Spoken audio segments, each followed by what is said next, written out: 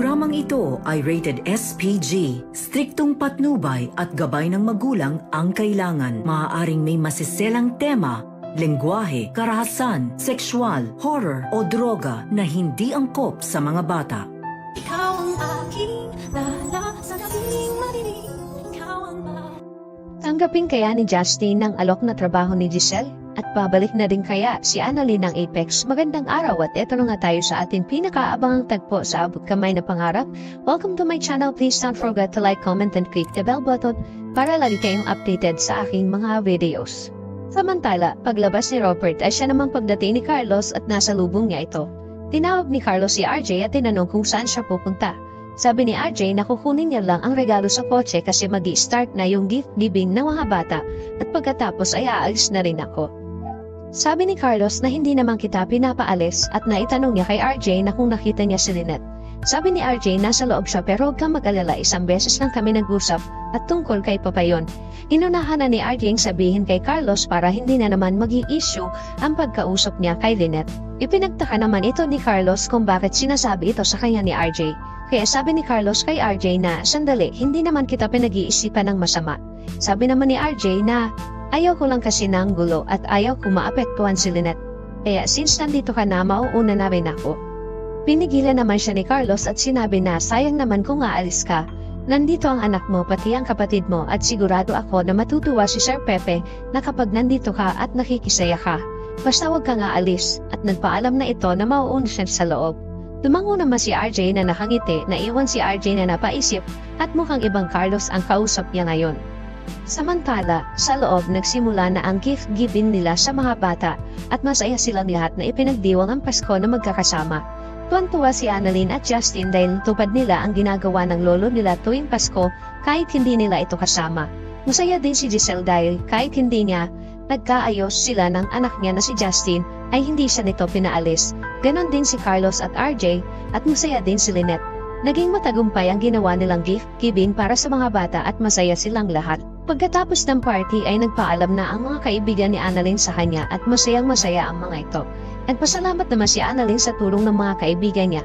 Sabi ni Nurse Karen na wala yun Annalyn, basta ikaw wala kaming hindi gagawin para sa'yo.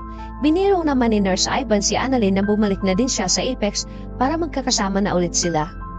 Sabi ni Annalyn na sige pag-iisipan ko muna yan at natuwa ang mga kaibigan ni Annalyn. Umalis ng mga ito nang biglang lumapit kay Annalyn ang tatay Robert niya at sinabi na mismo yung mga kaibigan mo no? Sabi ni Annalyn na opo tay, lalo na po yung banding namin sa Apex dati. Habang nakangiti si Annalyn at nakatingin sa mga kaibigan niya. Ikinatuwa naman ito ng tatay Robert niya dahil nakikita niya kung gaano kasaya si Annalyn kapag magkasama sila ng mga kaibigan niya.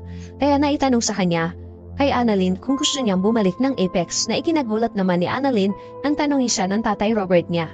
Sabi ni Annalyn po, sabi ni Robert na bukas ang Apex para sa iyo kung sakaling gusto mong bumalik at mas magiging maganda kapag ikaw mismo ang mag-aalaga sa lolo Pepe mo.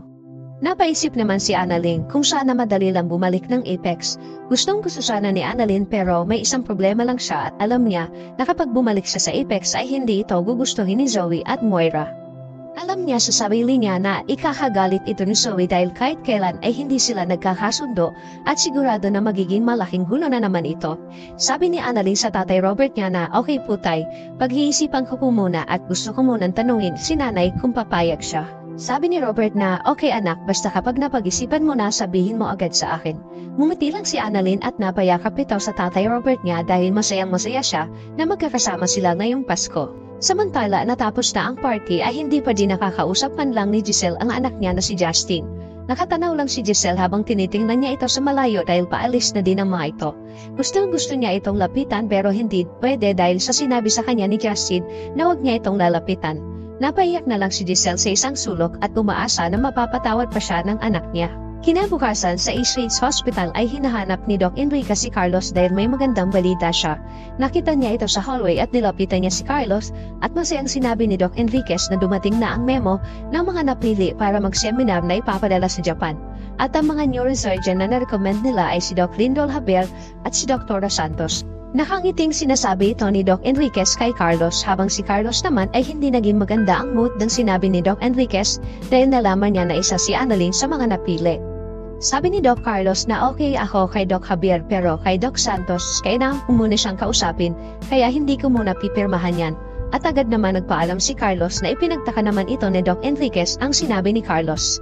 Napaisip siya kung bakit hindi agad ito pinirmahan dahil kasama si Annalyn.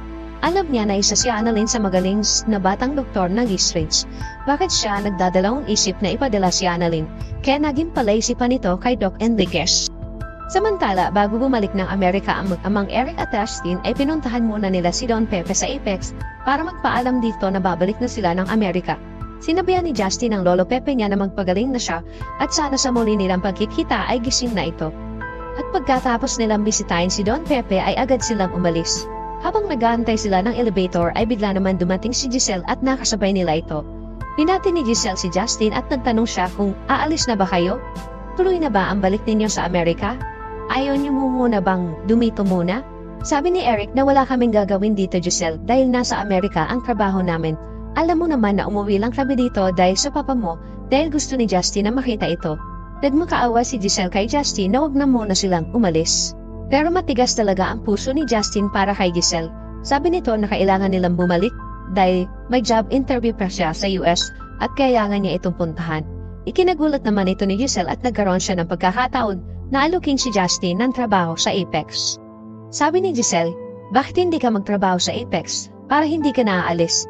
Total, nandito na kayo, bakit hindi mo subukan muna dito magtrabaho at kung hindi mo magustuhan ay pwede kang umalis kahit anong oras.